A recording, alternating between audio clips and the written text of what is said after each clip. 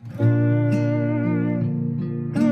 वालेकुम। इकोनोवाइज के पॉडकास्ट में खुश आमदीद। पिछला हफ्ता जो गुजरा है इसमें एक बड़ा अहम वाकया पेश आया और वो वाकया ये पेश आया कि जो WTI क्रूड के फ्यूचर मई के न्यूयॉर्क मर्केंटाइल एक्सचेंज पे ट्रेड होते हैं वो एक्चुअली नेगेटिव में ट्रेड हुए और तकरीबन -$40 तक का एक बैरल वहां पर ट्रेड हुआ। और उसके बाद ऑफ कोर्स जून के जो फ्यूचर हैं वो अभी तक पॉजिटिव में हैं। को $13 के ऊपर अभी तक WTI है, को 20-21 के ऊपर ब्रेंट था आखिरी जब मैंने देखा था। लेकिन खदशा यही जाहिर किया जा रहा है कि ये भी नीचे आएंगे। अब पहली चीज तो ये है, मैंने ट्वीट में थोड़ा सा ये समझाने की कोशिश की थी कि कोई भी कमोडिटी नेगेटिव में ट्रेड कैसे होती है। तो उसकी वजह ये होती है कि कमोडिटी के केस में दो चीजें होती हैं। एक होती है उस कमोडिटी की अपनी इंट्रिंसिक वैल्यू, यानी वो कीमत जिस पर वो बाजार में बिकेगी या उसको खरीद फरोख्त के दौरान में उसको बेचा जाएगा। ऑफ कोर्स वो सप्लाई और डिमांड पर डिपेंड कर दिया है। अगर डिमांड ज्यादा है, सप्लाई कम है तो कीमत ऊपर जाएगी। अगर सप्लाई ज्यादा है, डिमांड कम है तो कीमत नीचे आएगी। तो क्योंकि इस वक्त दुनिया में डिमांड बहुत ज्यादा कम हुई है और सप्लाई जो है वो मौजूद है, वैसे ही उसमें उतनी तेजी से कमी नहीं की जा सकी, तो जो कीमत है उसकी इंट्रिंसिक वैल्यू है वो रिलेटिवली कम है। दूसरी कॉस्ट होती है इसके अंदर स्टोरेज की। अब इस वक्त सिचुएशन ये है कि दुनिया में जो स्टोरेज है ऑयल की वो तकरीबन सारी की सारी फुल हो चुकी है। नई storage of course prop up करने में थोड़ा सा टाइम लग सकता है अगर वो करना चाहे तो। लेकिन क्योंकि डिमांड के बारे में अनसर्टेनिटी है इसलिए शायद बहुत ज्यादा इन्वेस्टमेंट कोई स्टोरेज के अंदर भी ना की जाए। दुनिया में लोग उस तरफ भी को बहुत ज्यादा ना जाए। तो एक तरफ स्टोरेज कॉस्ट, क्योंकि स्टोरेज फुल है इसका मतलब ये कि आपको अगर नई स्टोरेज चाहिए तो उसकी कॉस्ट सिग्निफिकेंटली ज्यादा होगी। दूसरी तरफ प्राइस जो है वो कम है। तो जो कीमत है जो ट्रेडिंग की है, जब भी स्टोरेज कॉस्ट आपकी इंट्रिंसिक वैल्यू से या वो कीमत जिसके ऊपर उसको खरीदार एक्चुअल मार्केट में खरीदने को तैयार हो उससे ज्यादा हो जाती है तो जो कॉन्ट्रैक्ट है फ्यूचर का उसकी कीमत नेगेटिव में चली जाती है। और यही चीज जो है ये WTI क्रूड के केस में हुई थी। इसी कॉन्ट्रैक्ट के केस में 22 या 23 अप्रैल को जो बेसिकली सेटलमेंट का आखिरी दिन था, 22 अप्रैल था गलबन।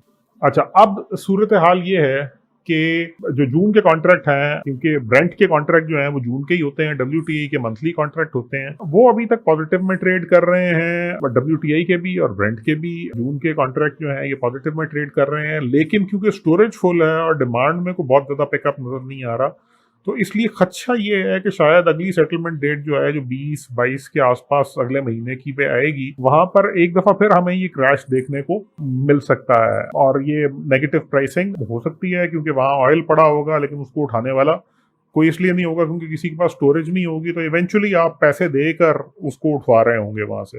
अब सूरत हाल ये है कि इस सारे चक्कर में होगा अभी और मई के बीच में होगा क्या। पहली चीज तो ऑयल इंडस्ट्री के केस में। अब ऑयल इंडस्ट्री के केस में अगर आप इस नेगेटिव शॉक को खत्म करना चाहते हैं, बल्कि एक मिनट रुक जाएं, हम ऑयल इंडस्ट्री की तरफ बाद में आते हैं।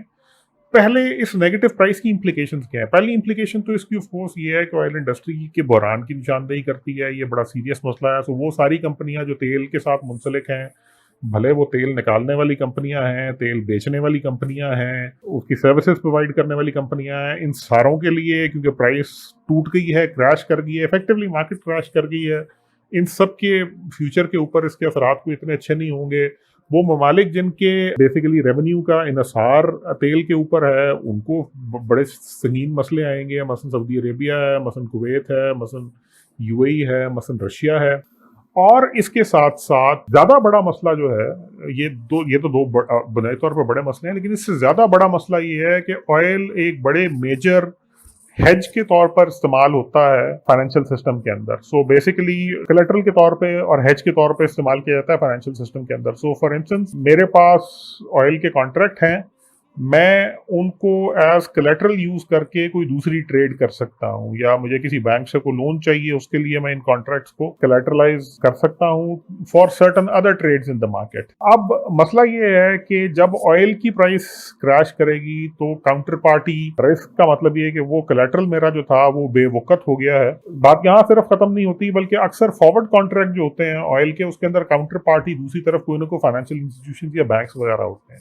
इसका मतलब ये है कि बैंकों के केस में जब ये कोलैटरल एक्सपायर करना शुरू करेगा या इनका काउंटर पार्टी रिस्क मटीरियलाइज होना शुरू होगा तो बैंक जो है वो फाइनेंशियल सिस्टम स्ट्रेस में आ सकता है। बैंक्स की बैलेंस शीट्स एक्चुअली बिगड़ना शुरू हो सकती हैं और अगर बैंकों की बैलेंस शीट का क्राइसिस होना शुरू हो जाता है तो शायद लिक्विडिटी के क्राइसिस तो नहीं आएगा, लेकिन ये इवेंचुअली अगर ये मामला परपेचुअली चलता रहता है तो ये सॉल्वेंसी का क्राइसिस आएगा। अब सॉल्वेंसी के क्राइसिस नॉर्मली जब भी आता है तो उस मौके के ऊपर फेडरल रिजर्व या इस तरह के जो मतलब फेडरल रिजर्व इन पर्टिकुलर जो है जो यूएस का, वो फाइनेंशियल इंस्टीट्यूशंस को डायरेक्ट बेल आउट देता रहा है। 2008 में भी हुआ, 1997 में लॉन्ग टर्म कैपिटल मैनेजमेंट के केस में भी किसी ना किसी फॉर्म का बेल आउट आया था उधर से। और अगर इस तरह का कोई सिचुएशन आए जहां पर पूरा फाइनेंशियल सेक्टर की स्टेबिलिटी रिस्क पे हो तो फेडरल रिजर्व नॉर्मली इंटरवीन करता ही करता है। अब मसला ये है कि इस वक्त एक तो वैसे ही फेडरल रिजर्व के ऊपर प्रेशर बहुत ज्यादा है, क्योंकि कोरोना की वजह से उसको वैसे ही बहुत ज्यादा एक्सपेंसिवली बोरोइंग करनी पड़ रही है, बहुत ज्यादा स्टेबलाइजेशन एक्टिविटीज में। और उसके साथ अगर ये मसला भी आ जाता है तो शायद फेडरल रिजर्व की लिमिट्स टेस्ट होंगी। अगर वो लिमिट्स टेस्ट होती हैं तो उसके बाद देखना होगा कि क्या फेडरल रिजर्व इस पोजीशन में है भी कि वो इस स्केल का बेल आउट दे सकता है, या वो इस स्केल का बेल आउट देने में कामयाब नहीं होता। और ये भी हो सकता है कि फेडरल रिजर्व इस स्केल का बेल आउट देने में कामयाब तो हो जाए, लेकिन उसके बाद फेडरल रिजर्व से और इसके इशू की हुई करेंसी से दुनिया का एतबार उठना शुरू हो जाए। इनमें से कोई भी चीज होती है तो that actually will have very serious implications. इसके बड़े संजीदा सख्त असरात मुरतब होंगे दुनिया के मालियाती निज़ाम के ऊपर। और शायद again this is a long shot, मैं ये नहीं कह रहा कि ऐसे हो जाएगा, बट ये एक बड़ा सीरियस रिस्क है डॉलर बेस्ड मालियाती ऑर्डर को, जो दुनिया में पिछले कोई दूसरी जंग अजीम के बाद से कोई तकरीबन 70-75 साल से जिसके ऊपर दुनिया चल रही है। देखना है कि ये हो सकेगा या नहीं हो सकेगा। हाँ, अब अगला सवाल ये कि इसको अवॉइड किस तरह किया जा सकता है। एक अवॉइडेंस तो इसकी ऑफकोर्स वो है जो हमने कहा कि फेडरल रिजर्व इस पोजीशन में हो कि वो बेल आउट कर सके, और वो बेल आउट कर दे उस वक्त फाइनेंशियल इंस्टीट्यूशंस को। दो चीजें ऐसी हैं जो प्रीएम्प्टिवली भी की जा सकती हैं। एक चीज तो ये है कि वो हुकूमतें जो जहां पर तेल को पैदा करने वाले मौजूद हैं, वो हुकूमत डायरेक्टली प्रोड्यूसर्स को बेल आउट दे ताकि वो इस डिमांड स्लम्प को अरसे को गुजार सकें, और उसके बाद जब ऐसा ऐसा डिमांड पिकअप करनी शुरू करे तो वो दोबारा अपनी एक्टिविटी को वैसे ही रिज्यूम कर सकें जैसे वो पहले थी। अब ये एक चीज़ है, ऑफकोर्स देखना होगा कि वो सेंट्रल बैंक जो हैं या वो हुकूमतें जो हैं उनकी इतनी कैपेसिटी है कि वो इस चीज़ को कर सकें या नहीं। हो सकता है फेडरल रिजर्व अपने तौर पे इनिशिएटिव ले सके, उसकी कैपेसिटी है या नहीं है। सो एक चॉइस ये आ जाएगी कि फेडरल रिजर्व ऑयल प्रोड्यूसर्स को पहले बेल आउट करता है या सब खराब होने के बाद फाइनेंशियल इंस्टीट्यूशन को बेल आउट करता है, और इन दोनों सूरतों में उसकी कैपेसिटी क्या है। दूसरी चीज़ ये है कि वो जो नेचुरल सिलेक्शन का लॉ है उसके तहत जो ऑयल इंडस्ट्री है उसके अंदर खुद ब खुद कांट छांट होनी चाहिए और बहुत से प्रोड्यूसर्स को नेचुरली बैंकरप्ट होने दिया जाए, ताकि जो सप्लाई है वो कम होना शुरू हो जाए, और जो इस वक्त सप्लाई ग्लट है डिमांड कम होने की वजह से वो मैनेज हो जाए। और जब अगले कॉन्ट्रैक्ट्स के ट्रेड करने की डेट आए तो बहुत से प्रोड्यूसर जो हैं वो क्योंकि सिस्टम से बाहर निकल चुके हों, इसलिए सप्लाई डिमांड के बैलेंस की वजह से ऑयल की प्राइस जो है वो दोबारा अपनी स्टेबिलिटी को गेन कर ले। कुछ हफ्ते अभी बाकी हैं, कुछ इकदाम कोर्स बैक चैनल में फेडरल रिजर्व ने भी किए होंगे, अमेरिकी गवर्नमेंट ने भी किए होंगे, क्योंकि अभी तक इस क्राइसिस में सबसे ज्यादा मुतासर, क्योंकि WTI क्रूड का मामला था, तो सबसे ज्यादा मुतासर जो हुए हैं वो अमेरिका के ऑयल प्रोड्यूसर हुए हैं। अमेरिका जो है वो तेल पैदा करने वाले दुनिया के बड़े मुल्कों में से एक है। पिछले साल तक ये शायद दुनिया का सबसे बड़ा मुल्क था तेल पैदा करने वाला।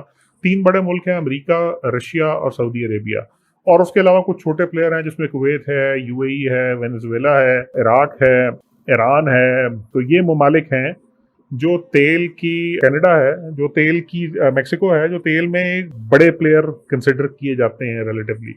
अब देखना ये होगा कि गोइंग फॉरवर्ड, पहले तो ये कि जब अगला फ्यूचर की सेटलमेंट की डेट आती है तो आया प्राइसेस दोबारा क्रैश करती हैं या किसी ना किसी फॉर्म की इंटरवेंशन उनको क्रैश करने से रोकती है। अगर प्राइसेस कॉन्टिन्यूसली क्रैश कर रही हैं तो इसकी वजह से बैंक्स के कोलैटरल पे क्या असर पड़ता है और दुनिया के फाइनेंशियल सिस्टम के ऊपर इसका क्या फर्क पड़ता है, असर पड़ता है, और उससे किस तरह निकला जाता है और उसके क्या असरात होंगे। तो एक तो ये चीज़ देखने की है जो हमें देखनी होगी। दूसरी चीज़ ये कि जब ऑयल की प्राइस क्रैश करती है तो देखना की बात ये होगी कि कौन से मुल्क हैं जो शायद इसका असर सबसे ज़्यादा लेंगे। अमेरिका के लिए अंदर तेल, जैसे हमने कहा कि बड़ा मुल्क है तेल पैदा करने वाला, लेकिन अमेरिका की पूरी मईशत में तेल का हिस्सा शायद को बहुत सिग्निफिकेंट नहीं है। सिग्निफिकेंट जरूर है, बहुत सिग्निफिकेंट है। अमेरिका डिपेंडेंट नहीं है तेल के ऊपर अपने आमदनी के लिए जिस तरह बाकी कुछ ममालिक हैं। तो अमेरिका के केस में ऑफ कोर्स इससे फर्क पड़ेगा। सबसे ज्यादा इम्पैक्ट शायद अमेरिका के ऑयल प्रोड्यूसर ही होंगे इस सारे चक्कर में, लेकिन इकोनॉमी के ऊपर से कितना असर पड़ेगा ये फिर दोबारा देखना पड़ेगा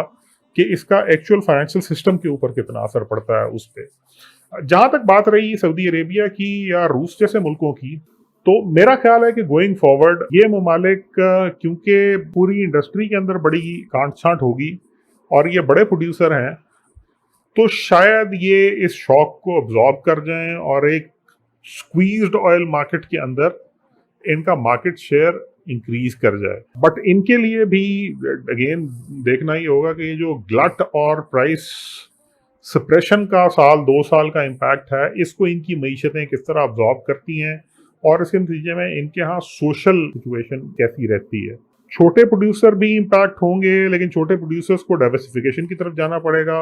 और आखिरी चीज जो इस पे हम करना चाहेंगे वो ये करना चाहेंगे कि ये हमें एक और दफा बताता है कि पाकिस्तान के अंदर जो लोग हुकूमत में हैं उनके यहाँ पॉलिसी मेकिंग और विजन का कितना फुकदान है। हमारे जो पेट्रोलियम के मशीर हैं नदीम बाबर साहब, वो छलांगे लगा रहे थे 2 महीने पहले, और हमने इसी पॉडकास्ट में कहा था कि ये बात छलांगे लगाने वाली नहीं है क्योंकि ये हमारे गले पड़ेगी। अब सिचुएशन ये है कि यूएई में 10,000 पाकिस्तानी नौकरियों से हाथ धो बैठे हैं, कई हज़ार पाकिस्तानी हैं जो सऊदी अरेबिया में नौकरियों से हाथ धो बैठे हैं। इवेंचुअली इसका असर दो तरह से आएगा, एक तो ये लोग वापस आएंगे, हमारी इकोनॉमी में पहले ही कैपेसिटी नहीं है तो बेरोजगारी बढ़ेगी। दूसरी चीज ये कि ये लोग बाहर से रेमिटेंसेस भेजते थे, वो रेमिटेंसेस बड़ी तेजी के साथ क्रैश करना शुरू करेंगी। तो हाँ, बिल्कुल ऑयल की प्राइस नीचे जाएगी, उससे हमें थोड़ा सा फायदा होगा दरामदी बिल कम होने की वजह से, लेकिन उससे ज्यादा नुकसान हमें रेमिटेंसेस के कम होने और जो उसके नतीजे में सोशल इंटरेस्ट आएगा उसकी वजह से होगा।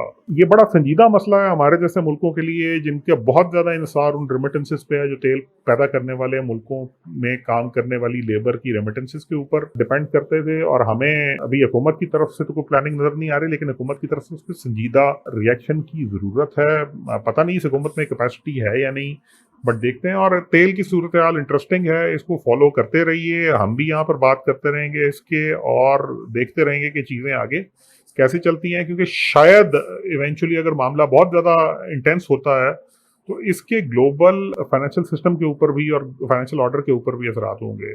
आपका बहुत बहुत शुक्रिया।